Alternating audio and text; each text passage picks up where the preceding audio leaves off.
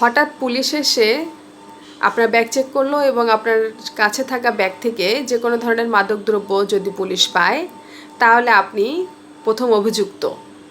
যদি ব্যাগটি আপনার নাও হয়ে থাকে তারপরেও আপনি প্রাথমিকভাবে আপনি প্রথম অভিযুক্ত।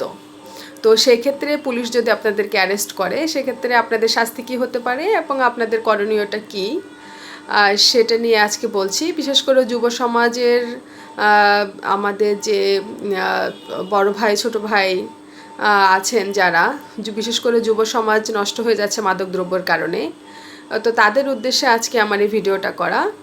আমি আজকে বলছি যে মাদকদ্রব্য যদি আপনারা কেউ বহন করেন বা মাদকদ্রব্য জেনে বুঝে বা কোনো বন্ধুকে সাহায্য করার জন্য বা নিজে এরকমের যদি কোনো রকমের ব্যবসা বাণিজ্য করতে চান এরকম মাদকদ্রব্য নিয়ে, তাহলে আপনারা সাবধান হয়ে যান। আমার ভিডিওটি পুরোটি দেখুন এবং জানুন। আমি আছি আপনাদের সাথে অ্যাডভোকেট রেশমা মনিরা। সকলকে প্রথমে আমার সালাম জানাচ্ছি। আশা করি সবাই ভালো আছেন। আজকে আপনাদের যে বিষয়ে বলবো সেটি হচ্ছে, যদি আপনারা অন্য কারো ব্যাগ বহন করেন, সেটা ভাই বন্ধু আত্মীয় স্বজন যে কারো ব্যাগ যদি আপনারা না জেনে বুঝে যদি বহন করেন, তাহলে সেই ব্যাগে যদি কোনো রকমের মাদকদ্রব্য থেকে থাকে, যেমন ইয়াবা ফেন্সিডিল এরকমের মাদকদ্রব্য থাকতে পারে, আপনারা যদি পুলিশের হাতে পড়েন, পুলিশ যদি আপনাদের ব্যাগ চেক করে যদি আপনার কাছ থেকে মাদকদ্রব্য পায় তাহলে আপনি প্রথম অভিযুক্ত।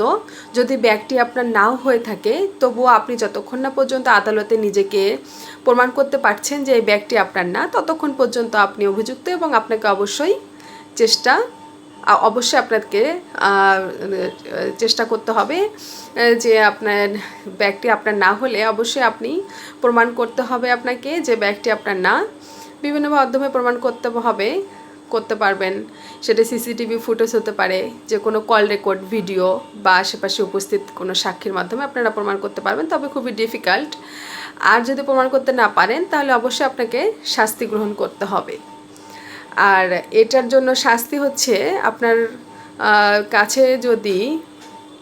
কাছে পকেটে ব্যাগে যদি কোনো রকমের মাদকদ্রব্য পায় পুলিশ, তাহলে যদি বেশি পরিমাণে মাদকদ্রব্য পায়, ইয়াবা ফেন্সিডিল বেশি পরিমাণে যদি পায়, তাহলে শাস্তি হতে পারে আপনার মৃত্যুদণ্ড বা যাবজ্জীবন কারাদণ্ড সাথে জরিমানা। আর যদি আপনার কম পরিমাণে পায় তাহলে সেক্ষেত্রে 1 থেকে 5 বছরের জেল এবং সাথে জরিমানা হতে পারে। তাই আপনাদের জন্য সতর্কবাণী হচ্ছে, আপনারা যদি রাস্তাঘাটে চলেন বা কোনো ভাই বন্ধু কোনো আত্মীয় স্বজনের এরকম উপকার করতে চান বা সরল মনে যদি কারো ব্যাগ আপনি বহন করেন, অবশ্যই করা উচিত না। যদি করেন তাহলে অবশ্যই আপনারা চেক করে নেবেন, আর চেক না করলে আপনাদের এরকম শাস্তি পেতে হবে। আপনি নির্দোষ হলেও আপনাকে শাস্তি পেতে হবে যতক্ষণ না পর্যন্ত আপনারা আদালতে প্রমাণ করতে পারছেন।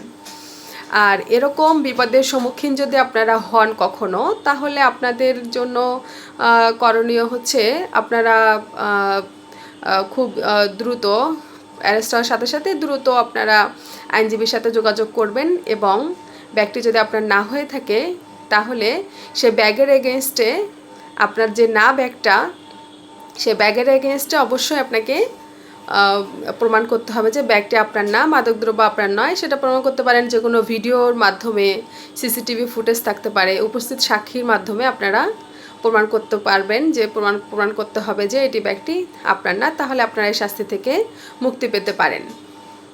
তাই অবশ্যই আপনাদের জন্য সতর্কবাণী হলো, আপনারা কারো ব্যাগ না জেনে বুঝে এভাবে বহন করবেন না, তাতে করে আপনাদের নিজেদেরই ক্ষতি হবে। তো আমার নেক্সট ভিডিও থাকছে যে মাদকদ্রব্য সেবন করলে কী রকমের শাস্তি হতে পারে সেটা নিয়ে বলবো। সে পর্যন্ত ভালো থাকেন সবাই, সুস্থ থাকেন। ধন্যবাদ।